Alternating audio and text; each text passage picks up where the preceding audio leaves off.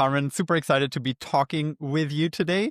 You are based in Spain. You run a social commerce agency out of Spain, but you are actually one of the probably few people out of Europe and the Western world that have been very, very early on a proposer of social commerce and live shopping in particular, because you got to learn about it before most of us, because you actually were living and working in China in that field already back in 2015.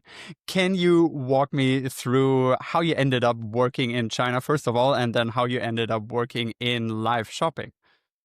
So first of all, thank you very much for having me here today. I'm so happy to share with you my story about live shopping. And yes, as you mentioned, I started with this in 2015 in China, and I would say it was a kind of a funny story. Right. I went to China first on exchange with university for the first time in 2013. And then I went back again in 2015. So I was there. I'm a very curious person. I'm always learning about new things. And I had some Chinese friends at that time. And they told me Carmen, hey, we're doing this thing about live streaming. Would you like to check it out and see how it works? And maybe you want to try it out as well. And then I went to a studio in Hangzhou, and there were all these small rooms with live streamers doing stuff. And I said, okay, this sounds interesting. What do I actually need to do? And they explained to me that this was for Chinese online TV called Sanchi TV. And all that I had to do was basically being live every day for 4 hours, nonstop, entertaining the audience. So I was like, okay, I think I can do that. We'll see how it goes. And so I started working doing that. And it was just like that. I had a friend that was involved in the world and told me if I wanted to try it out. And basically what I had to do every day was just to go live and just do entertaining stuff. It could be anything, like anything that I wanted to. I also would have this long chat running. And of course, the chat was in Chinese most of the time. So there were many things I could not read at that time. But then, of course, all the Chinese users that were watching me were also asking questions in English so that I could respond. And it was very interesting. It was not live shopping per se at that moment. It was more uh, basically live streaming. And I don't know if you're familiar with TikTok Live, that you can actually give donations to the streamers. So it was Right. that kind of live streaming at that time. And then after that, my next experience with live streaming was live shopping. And it was the first ever live shopping event with AliExpress on their 11/11, which is the Singles Day in 2016. But the experience at that time was as well very, very different. Also happened in China. And and I'll tell you a little bit more about it. Basically, at that time, as host, we could not interact with the audience or anything. So it was like a whole play. We were on a stage, and we were basically acting things out. And of course, we knew we had a script, we had things that we knew that we had to do, and we had the products and everything. We had the coupons with us, but we could not see what was going on in the chat. We could not interact directly with the audience. So it's very, very different from what we know of live shopping right now. So was that in Chinese? Were you already fluent enough to be able to participate in such an event on such a large scale as the 11/11 event 2016 for Alibaba? So actually, this event was hosted for Spain and Latin America. So we did it in Spanish. The thing is Oh, that we okay. were in Convenient. China. Yeah, and so the only, let's say, strange thing was the time. We had to do everything in the middle of the night, because we were doing that for Spain and Latin America, and obviously the time difference is huge. So that was the only, like I would say, difficulty in terms of the live streaming. Of course, there was a massive team that was taking care of everything. We were four different hosts, and it was a very, very interesting experience. That seems like such a huge jump as well from 2015, where you were unfamiliar with live streaming, even to then be part of basically the largest live shopping event ever hosted up to that point in China. How did that transition come about? I mean, I guess not everyone who tumbled into live streaming back in 2015 ended up having the same trajectory as you ended up having. Was it also a little bit of the benefit of maybe looking Western and they wanted to take advantage of that? Or was it connections that you had built in that area? How did that play out for you? How did that happen? So basically, as I mentioned, I am a very curious person and I'm always learning new things. So in 2015, there was this event called Ali Cloud, and I just went to that event to learn more about the cloud and all the things that are happening that were happening at that time in tech. And I ended up stopping by the Alibaba booth and talking to some people there because they were doing like lots of interesting things and like facial recognition and so many things that for us in Europe would be like wow, they're so far away in China.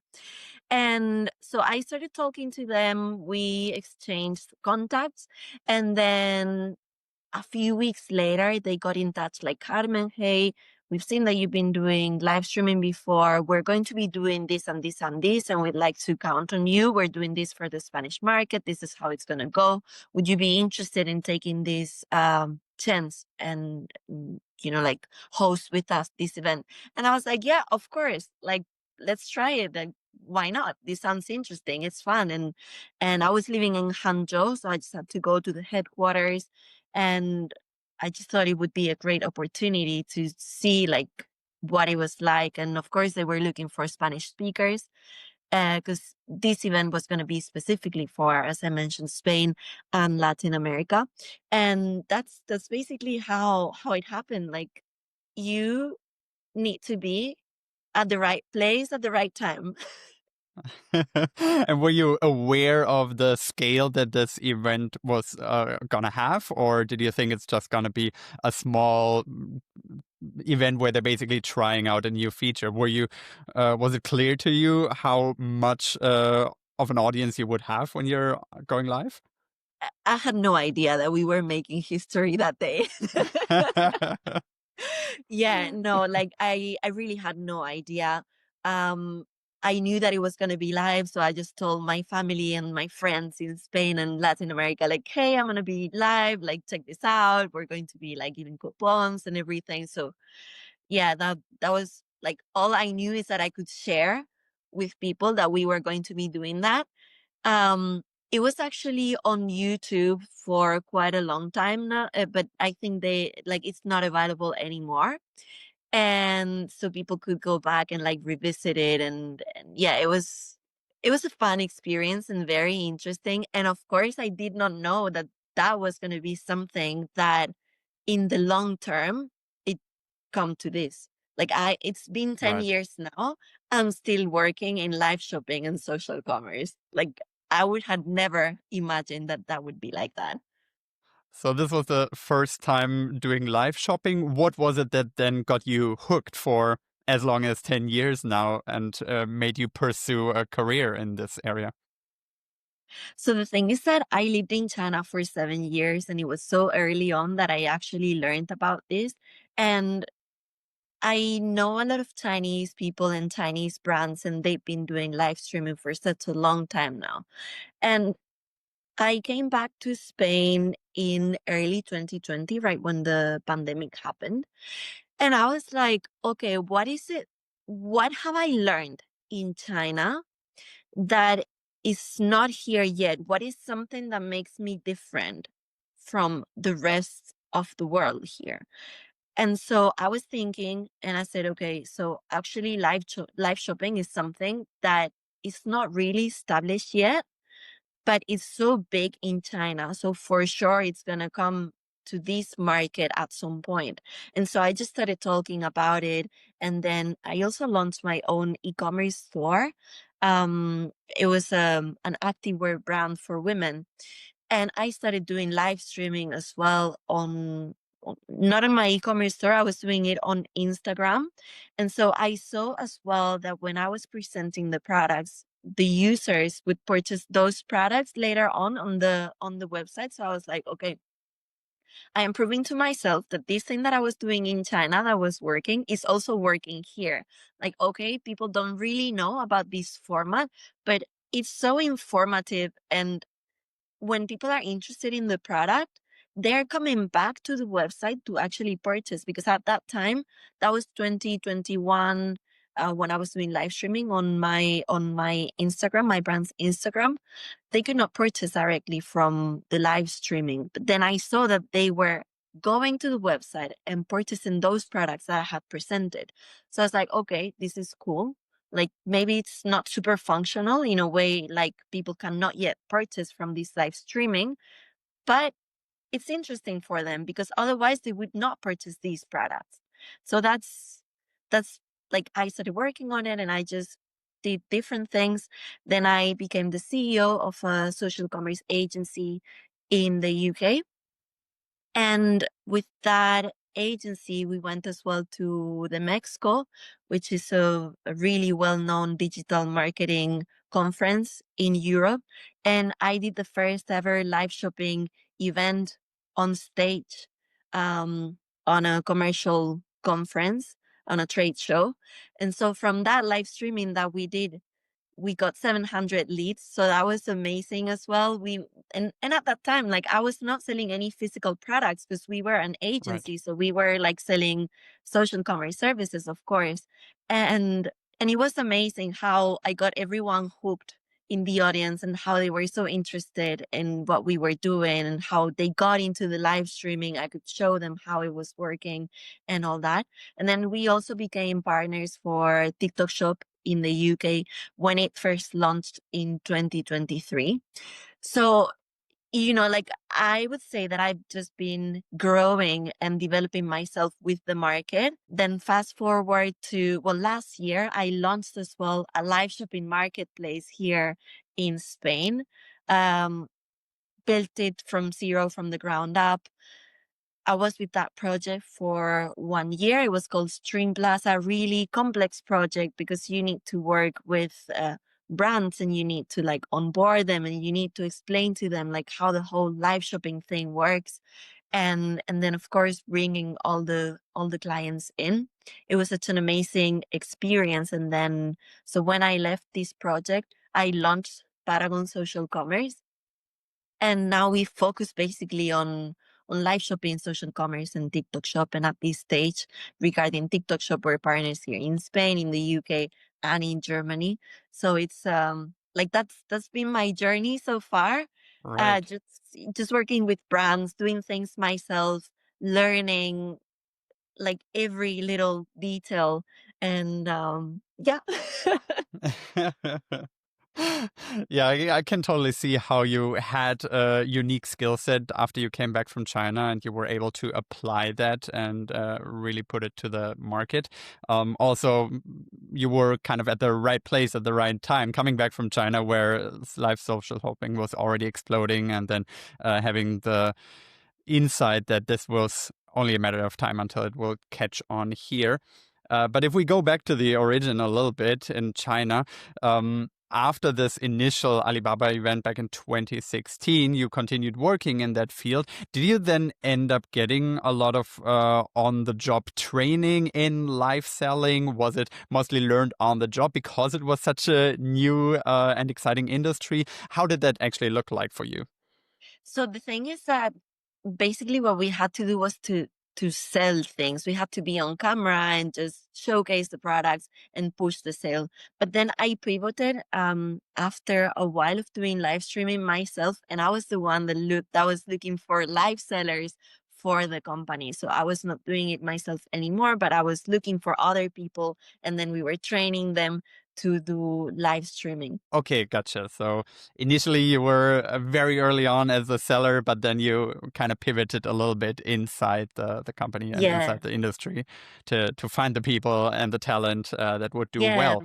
What would exactly. you be looking for? I mean, if you try to spot someone who's doing really well on camera, but also really well in selling products and actually moving that product out to the consumer, what were initial indicators that you could spot instantly that would indicate that somebody would do very well in that? So there were like actually would depend on the client, of course. Chinese people really take care of like the face, so to say, like so who's the right person to put in front of the camera. So we basically need to look for somebody that's basically good looking and that's going to be appealing for the camera. That's like the first cut. And then we need to look for somebody that's used to being in front of the camera and that is not like scared to like talk and interact. That's the second cut and it's super super important because it happens many times that there are people that want to do things but they don't know how to engage or how to talk to the camera and they get nervous or they get frozen or something like that. So that's like a no-go. It's not going to work because you need to like entertain but you need to push the sales, so you need to be like very active and very energetic, and so you need that. And then of course we were looking for people who were good at sales, because if you know how to sell the product, then of course you're gonna get more sales. Those were like the three main things that we were looking for. And then as we moved on with like as you know, time went by, we were looking for people who actually had experience, who had done it before. And in China, as of today, there's so many people doing that. Like there are places basically where they're just training people to do it and to go live and to sell products and all that. And actually Hangzhou, which is where I was based initially, it's one of the zones where the government is actually like pushing this forward. So do you mean the local government of that province or the Yeah. national government decided that that should be a hotspot for live shopping? Yeah, no, no. So the local governments, they like when they spot a trend that they want to invest on, they just push and they build on the thing. So in this case, in Hangzhou, they invested on this live shopping trend, and there is an area in which there are many companies that are just doing live streaming and live shopping, and you get all the companies there and all the hosts there, and so many things going on. Okay, so they built out studios, I would assume, and then also had training facilities. What else is there in terms of infrastructure that is relevant and that such a political decision could facilitate?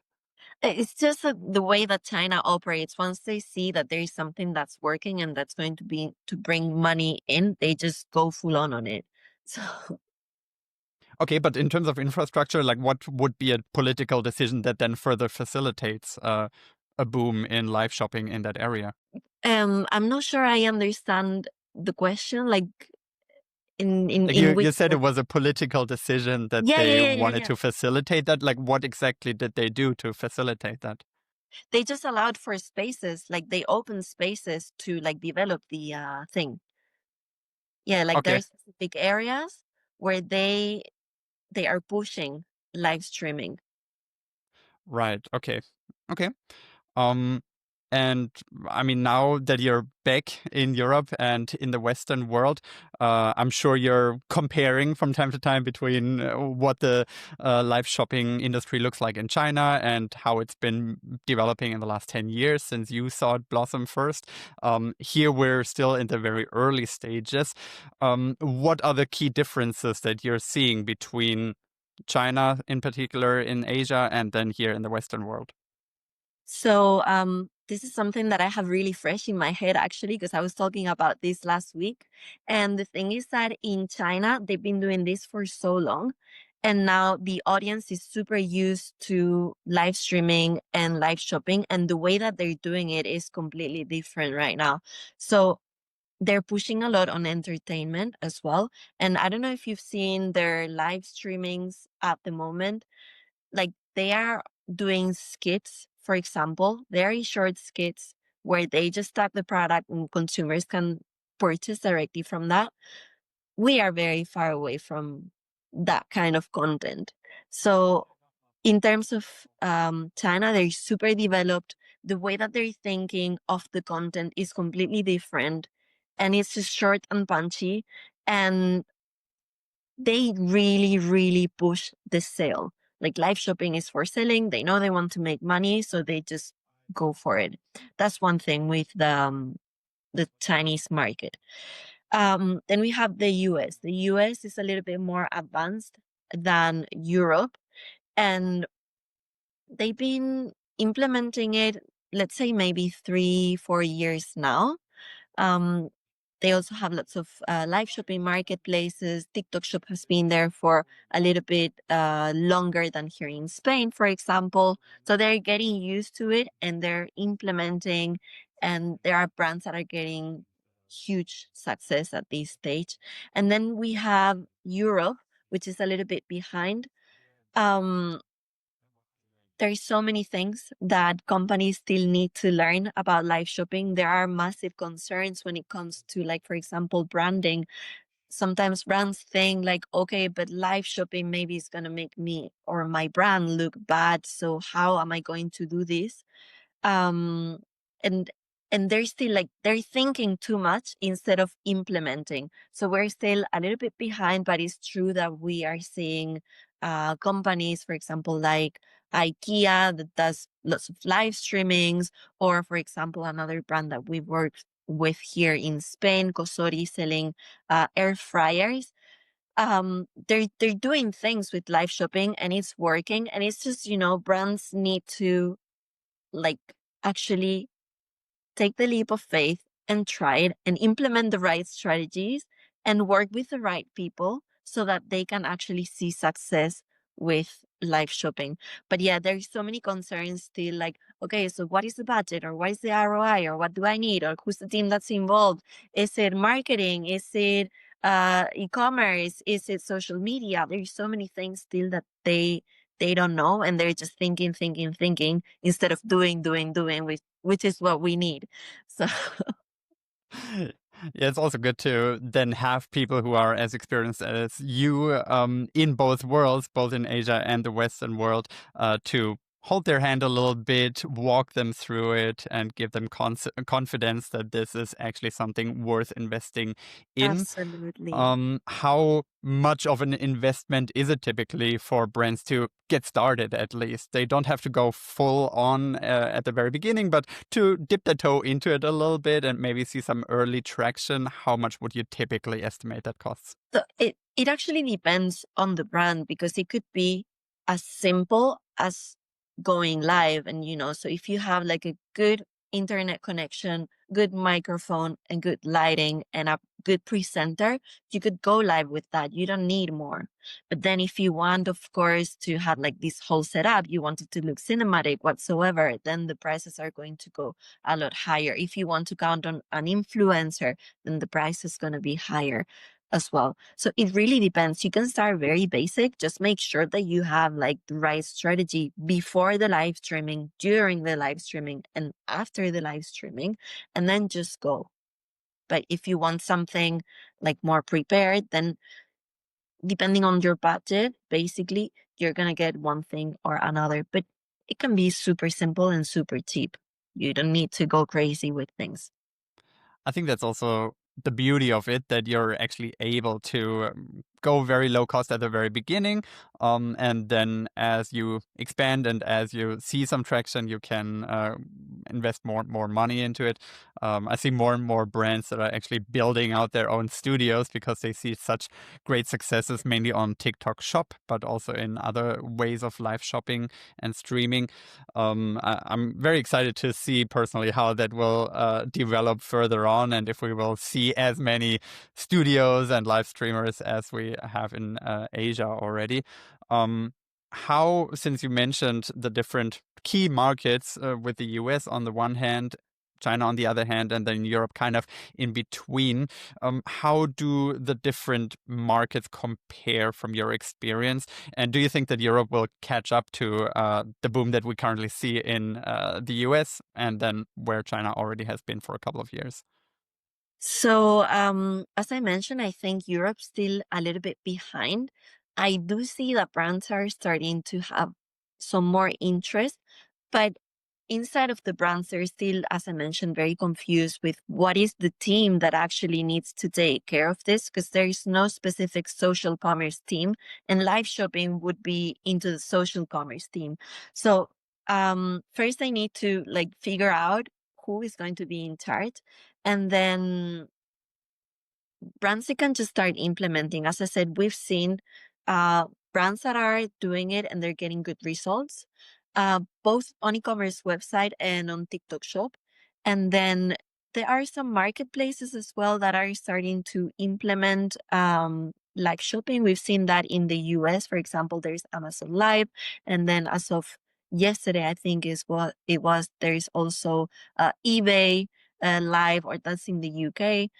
And Twitch is also going to start doing live shopping. So you see all these massive channels with massive audiences are starting to do live streaming as well. So what I see is that at the end of the day, brands will have to like start doing live shopping as well, because consumers are just getting more and more used to this.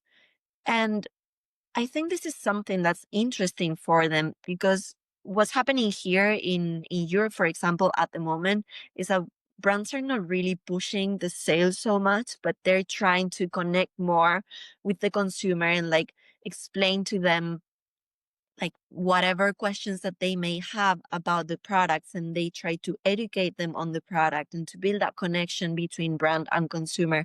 So this is also like one of the differences that we see in the markets. Like China is full on aggressive sales, let's go discounts and all that. Then we have the US that is something in between.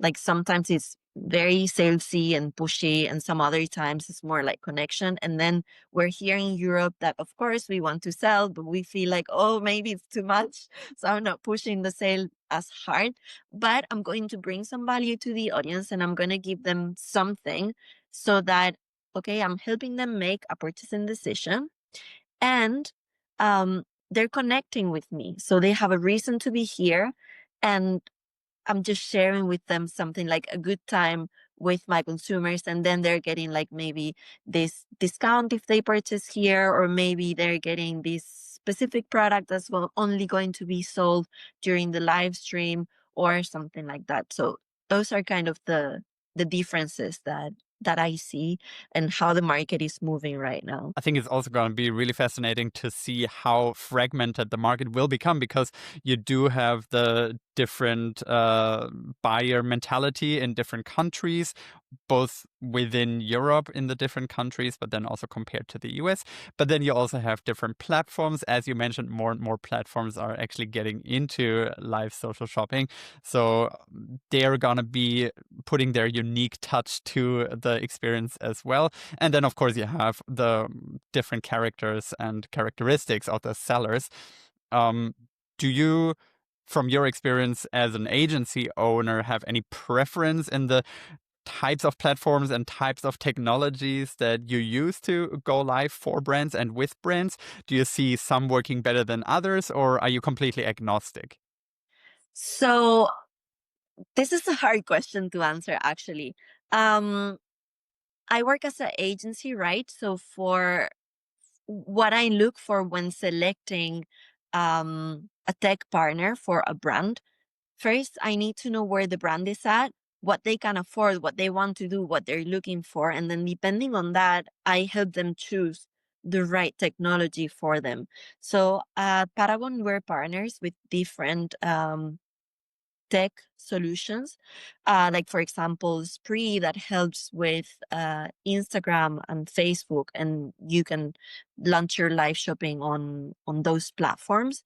We're also partners with Bambooser, for example, that allows you to do live shopping on your e-commerce store and also helps you create shoppable videos. We're also partners with Live Me Up that focuses more on Shopify stores. So depending on what the brand is doing, what they want to achieve, what is the budget that they have, their size, if they're selling on Shopify or if they're selling on TikTok or if they're selling on whatever, then we look at what they're doing, where they're at, and then we help them select like, okay, we have all these options and this option may be the best one for you. So at the moment, I basically don't marry to any of the tech solutions because I understand that each brand has different needs. And my role as an advisor in this case or as a consultant is to help the brand select the right solution for them. So it really depends on the individual needs of the brand and the company that you're working with, what tech platform is best for them. I guess it also Yeah. depends on where their audience is, right? If they're already huge on TikTok, obviously it makes sense to go to TikTok. Whereas if they get a lot of traffic on their website and they're able to drive traffic there are other software solutions that probably make more sense for them.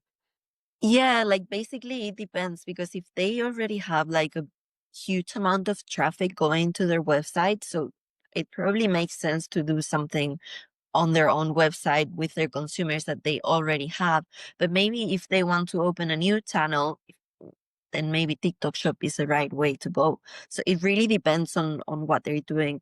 And then also they can have this hybrid strategy where they go live on their own e-commerce store and they restream to their socials, or at the same time they're doing TikTok Shop. So there are many things that you can actually do to like get results and to mix the different options that you have. And then in terms of live shopping platforms, there are also different marketplaces. Many of them are like, for example, Whatnot. There are brands that are on Whatnot, but there are also many, like it's mostly users that are selling their products there. And then there are platforms that allow you to like upload a product, do a live streaming, and then consumers can bid on the product. So it's also a different way of doing live shopping. Talk to different people already on this podcast that are very involved in live shopping, including, for example, an agency that works very closely with Spree in Denmark specifically.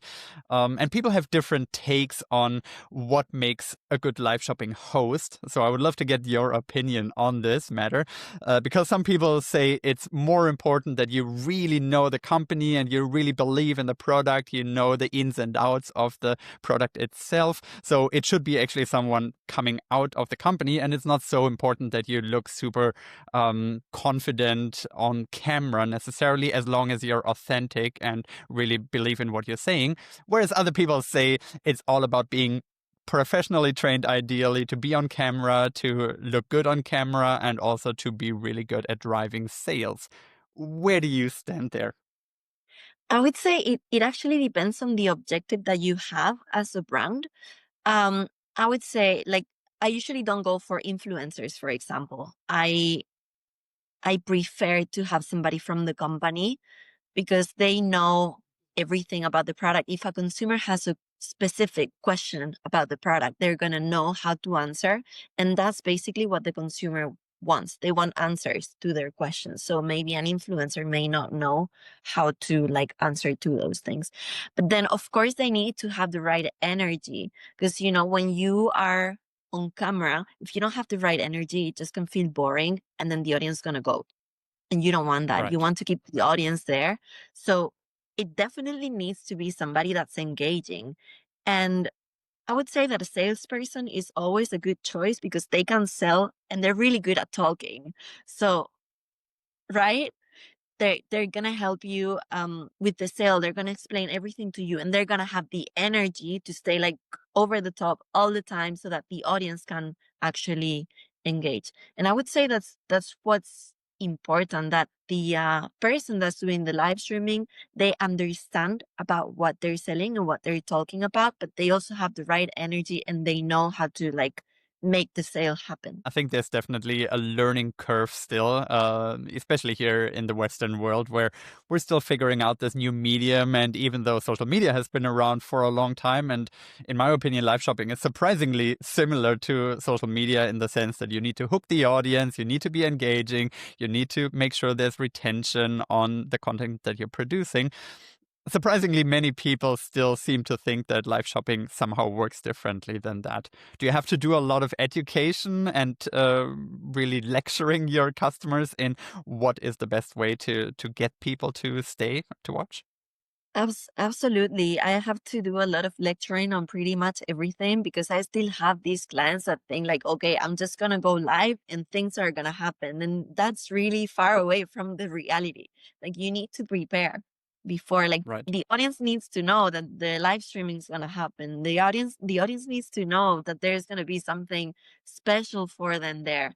So like there are things that you obviously need to prepare in advance. You do not have to have like everything fully scripted or like be very, I don't know, like stiff with what's happening on camera, but you need to prepare, obviously. With the market developing as it is, particularly here in Europe, if you focus on that for a second, how do you see the agency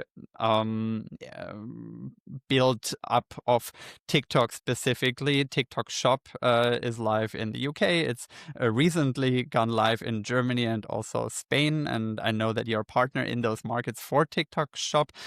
Do you see an ecosystem developing around TikTok Shop in terms of affiliates, obviously, but then also in terms of agencies, or is it still pretty much an open canvas and it's pretty much up for grabs for the early ones like your agency?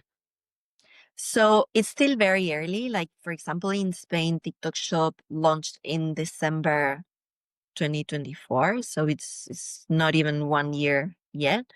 And yes, we see an ecosystem building, and there's a huge learning curve as well. So I am obviously working with TikTok Shop and brands that are like entering the marketplace as well.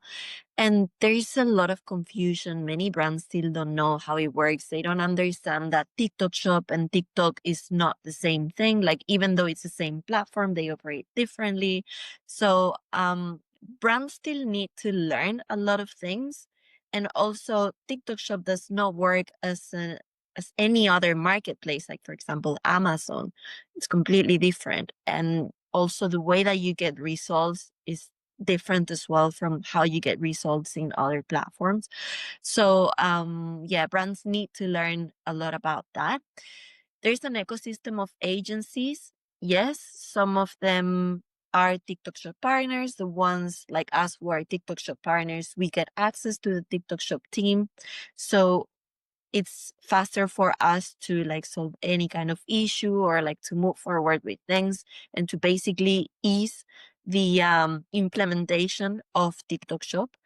In terms of affiliates are basically creators that get paid a commission for every sale that they make, and they usually get free sample.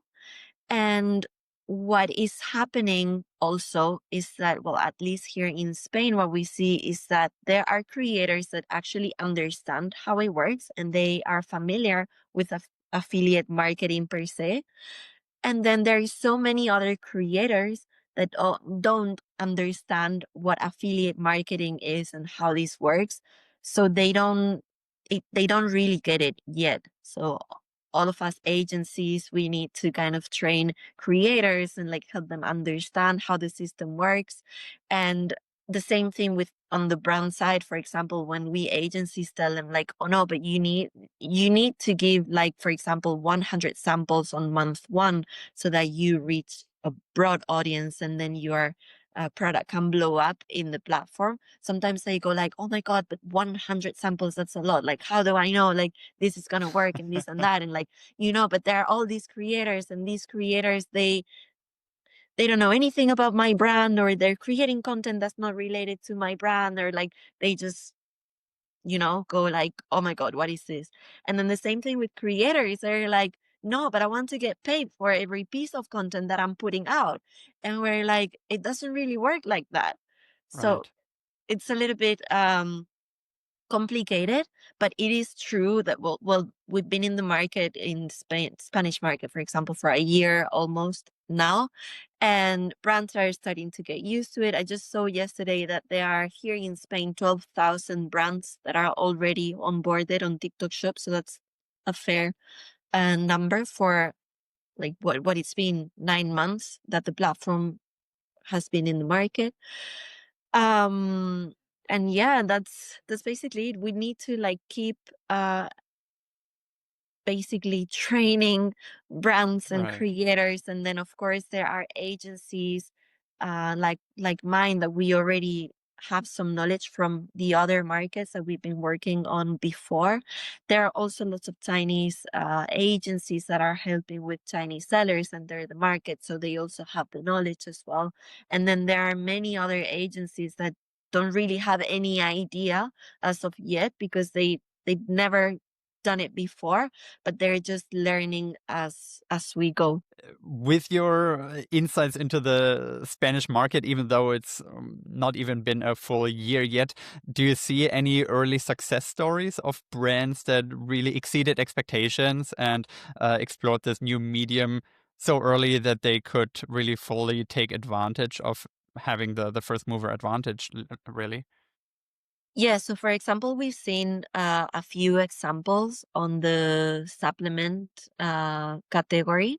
Supplements are selling very well, and then there are a few brands that have made use of affiliates and ads.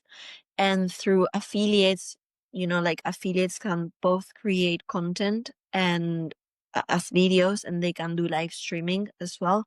So they've taken advantage of that, so to say, and then they've pushed everything that works with paid media ads. And so those brands have gotten really, really good results. And then one of my case studies as well is that we worked with this brand that I mentioned. We were selling on a live streaming air fryers. And so air fryers are well above the price that products usually sell on TikTok Shop. um, People think that you can only sell like 30 euro products on TikTok Shop, but we got this case. The average order value was 176 euro, so it's a lot higher than than the average. And then we've also gotten a few companies to get a ROAS above 5 within the first 90 days, which is also really good for TikTok Shop, knowing that the market is still new, small, that affiliates are still learning, that the audience still growing. So yeah, we're definitely seeing success. And in so I was in the Mexico a couple of weeks back as well, and I had the chance to meet this brand called Miralina. They sell halal sweets, and they're Uh-huh. also doing a really good job on TikTok Shop in Germany. Again, working both with affiliates and ads. So basically, if you go, like, the thing with TikTok Shop is that you need to go all in, and then if you go all in, you have chances to actually get good results. But it's not like, oh yeah, I'm gonna give 5 samples here, 50 euros on ads, maybe one day live streaming. That's not gonna work. So So you got to be fully committed and honestly have the conviction and the belief that this is gonna work, even though it might take a little bit of time, especially in markets where TikTok Shop as a way of selling is so new, for example, in Germany and in Spain. When you meet your clients, is that mostly that you meet them at trade shows, like you mentioned, and you get to have a personal connection with them first? Or what's your recommendation for anyone out there who has a TikTok Shop agency to get their first clients?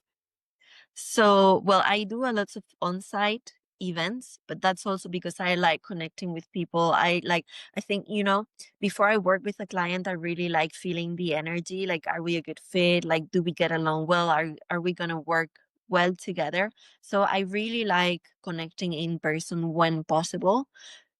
If not, that is also fine. But yeah, most of my clients come from basically all the events that I go to, and also because I share a lot of things on LinkedIn. So many clients come to me from the content that they have seen from me online, either on LinkedIn or on Instagram, or when I go to any trade shows and I give a talk, I am very present, and it's very easy like to find me into this space specifically. And then if I want to reach out to more potential clients, I look for obviously D2C listings of companies that I may want to like connect with and see what they're doing and see what their needs are in terms of social commerce. So you definitely have to put yourself out there as a agency owner, and I would imagine that for you that's second nature. But it's definitely good to be aware before you get into the agency business. What does a typical day for you look like in terms of work? What does a work day of someone who runs a social commerce agency look like? So it's actually a lot of work. And so I start my day with my daily call with my team. So we organize the day, we check what's happening with clients, and then we have some time that's set up for basically business development and like looking for new clients, and we have some time just to create content, and then we have some time to check like what's happening within the company and what's happening with clients. Okay. Um, and since you are already present in UK, in Germany, and in Spain with your agency, what do you think? Where will TikTok Shop launch next? I'm really hoping that Scandinavia might be on the list. Me being based in Sweden, that would be fantastic to have TikTok Shop here. What is your gut feeling where TikTok Shop might be launching next? That is so hard to tell because they like TikTok never shares any information before anything is official. So I don't. I I was hoping I would really get some don't inside know. scoop from you from the agency side, but they don't tell you either, I'm sure. No, no, no. They don't share anything. It's everything is like super, super secret. We knew that Spain was gonna finally launch literally 1 month before the launch. So, Wow. so yeah. But I'm hoping the Netherlands, for example, or yeah, I would say the northern countries would be good as well because Denmark's doing well with live shopping as well as we've seen with Spree. So that would be very interesting. And then, yeah, I've seen as well a few brands in the Netherlands that are doing live shopping, well, live streaming. We cannot call it really shopping yet on TikTok. And yeah, I see those are markets with potential, but I've seen like the way that TikTok's doing is that they launch like a country or a set of countries in Europe, and then they launch another country or a set of countries in America. Because what they did is that they launched Spain, and then they launched Mexico, and then they came back to Europe and launched Germany, Italy, and France, and then they launched Brazil, and then they launched Japan. So yeah, they're just like opening markets Yeah, I like guess that. they're gonna leave us in the dark until we find out. But Yeah, it's they're cool not. to see that smaller countries are also increasingly on the radar, and it's not just the most populated countries anymore. So that gives me hope for Sweden, at least. Yeah, hopefully they do. I think basically what they will do, I assume, is that they'll check like how many brands are already active on TikTok, how many brands are doing live streaming, how many brands, like what is the possibility for TikTok Shop to actually succeed in the market. And then depending on that, they'll select one or another. And for sure, they'll check like what's the amount of online sales that are happening and what is the amount of audience that they have within TikTok as well that is older than 18 years old, because that's another thing. Users that are under 18, they want have access to the like shop videos or shop live streams and stuff like Mm. that. So they need to like really think like what is the actual audience that they have access to in each country. Right. So you need to look at penetration of the market, but not only with like 13-year-old high school kids, but actually people who would be Who able can to actually purchase. exactly. Okay, yeah, that's a valuable insight because I think a lot of people are still aware of TikTok as mainly this app that young kids use, which is not correct entirely anymore, but it is Right. still a very large part of the audience. So it's good to be aware that this is actually an audience that would not even be relevant for TikTok Shop then. Exactly. I think it makes also parents feel a little bit safer about, around their kids using TikTok, that they would not be eligible to buy stuff that they see there. Exactly. Yeah, no, it's just not possible. And actually, we had a call the other day because like agencies, we also have like internal trainings about content and what is allowed and what is not allowed. They were telling us also that it's not appropriate to share content in which you can see kids. Mm, So they're not even encouraging like having kids on videos. So like okay, especially for the I shop. think that makes sense. From your perspective as someone who's so deeply involved in social commerce and live shopping, what are some of the pain points that you still hope that somebody would solve in the ecosystem of live shopping and social commerce? Is there anything that you run into almost on a daily basis and you wish there was a company that fixes that? Um, Not really an issue per se. It's more like a mindset thing, I would say. Like first, brands need to understand that they need a strategy that is not just like turning on the camera and then sales are gonna happen. So this is something that I would love for everybody to understand because it would make everybody's lives easier when it comes to work. And and yeah, like we need to be realistic as well with the objectives and what we want to achieve, and we need to be very clear as well if we're doing live streaming because we want to sell, or if we're doing live streaming because we want consumers to know about us and to connect with us. So those things are important as well. And with an industry that is evolving as quickly as social commerce, what do you use as resources to stay up to date? I know that TikTok provides some official resources, but beyond that, do you have any thought leaders, any um, channels that you follow that the audience might also benefit from? So I'm always in the lookout for news. There's not that much going on about social commerce that people are sharing. So I do share a lot of insights and a lot of things. And there are some other people in the industry as well. Like for example, we mentioned about them Spree or Live Me Up or Lisa. Those are Bambooser as well. All those tech companies that are involved into the live streaming space, they share the case studies that they've been like, well, the companies that they've been working with, the case studies. And you can always learn from all those companies. And they also host frequently webinars and they share information there also from the inside, from the brands, what they did, how it worked for them, and all the things that they actually had to take into account to make it work.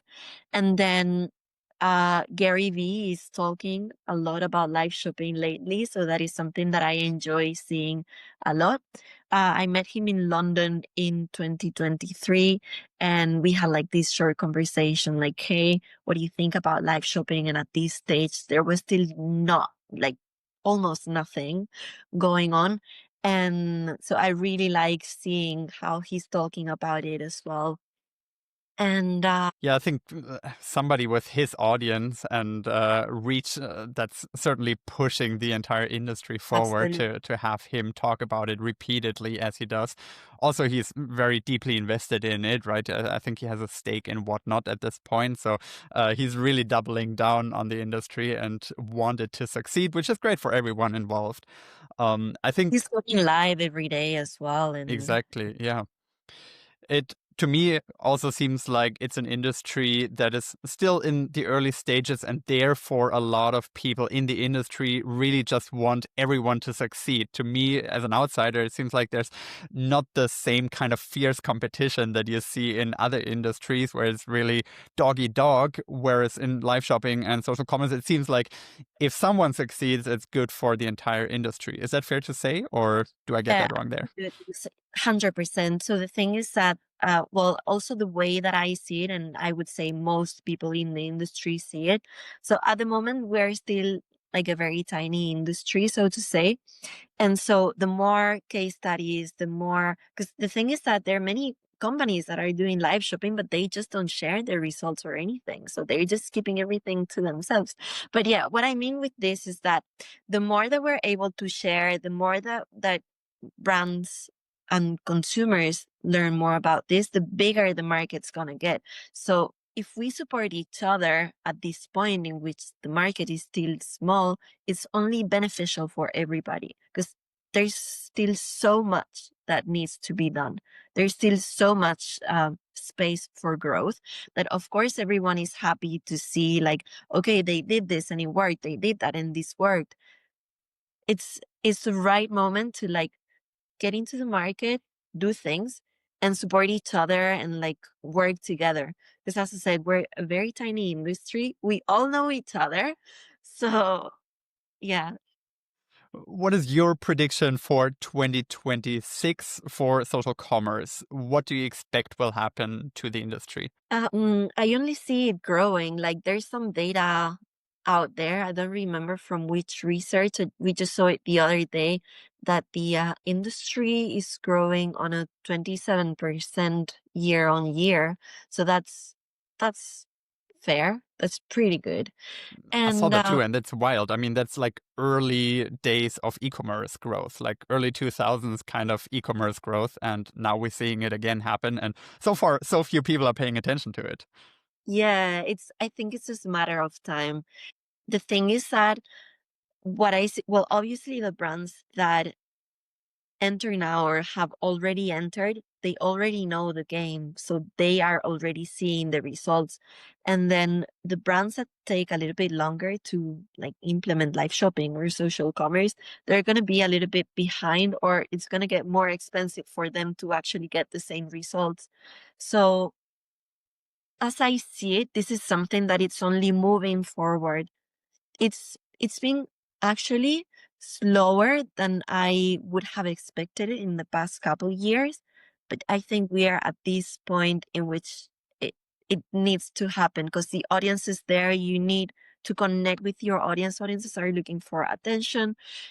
We can grab attention through content, so it's only like different types of content that we can create and just make it shoppable if we want to like increase sales and get to other audiences and to keep our audiences with us.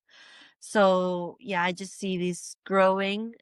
We have seen in China as well, they're starting to use these AI avatars, AI hosts, which are actually making a ton like crazy amount of sales.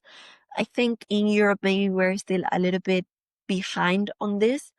Um, but as soon as AI is a little bit more developed, I think we will start implementing that as well because many brands usually say like, oh, we cannot scale this because we need to have one person that's doing the live streaming all the time, this and that, da da da da.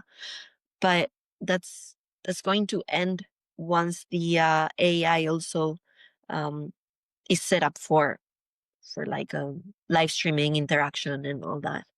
So yeah, I Yeah, it's just gonna see be things moving. it's going to be really interesting to see how AI will affect social commerce because to me, social commerce and live streaming is so inherently human. And that's the whole premise of it, right? You get that human interaction, that connection with a real person who truly cares about you, who reacts to your chats. To replace that with an AI bot is somewhat counterproductive, but at the same time, I do see the appeal of it, especially from a brand perspective, where you want to save money, you want someone to potentially do this 24/7, and if you can get an avatar to do it, then why wouldn't you embrace that? Yeah, so like that's the thing. the downside that I see with these AI avatars is that they're not going to be able to respond to things that happen on the chat, for example. There's no such interaction, at least as of today, or at least that I'm aware of. And in live shopping, most of the magic happens as well on the chat, because consumers are telling you what they want and what they want to see and like what they're interested in. So it's really important as well to pay attention to everything that happens. That's kind of the second ecosystem of live shopping, and really beneficial for brands as well, because they can gather all this data and they can see like, okay, so we did this live streaming and this is what happened and this is what people were commenting on the chat and this is what they wanted to know. So now we can prepare the next live streaming with all those things in mind and thinking of what the audience actually want to see and like what their concerns were. So Yeah, it's gonna be it's gonna be a wild ride going into 2026 for live shopping and social commerce, with all the innovation and evolutions that are happening to this format. Was super awesome to talk with you today, Carmen. Where do you want people to reach out to you and connect with you if they're interested in working together with you? thank you. So if you want to find me, you can find me on LinkedIn. You just search for Carmen Muley. It's spelled like Muley, and it will appear with two Chinese characters on the end. That's my Chinese name because of the time that I lived in China.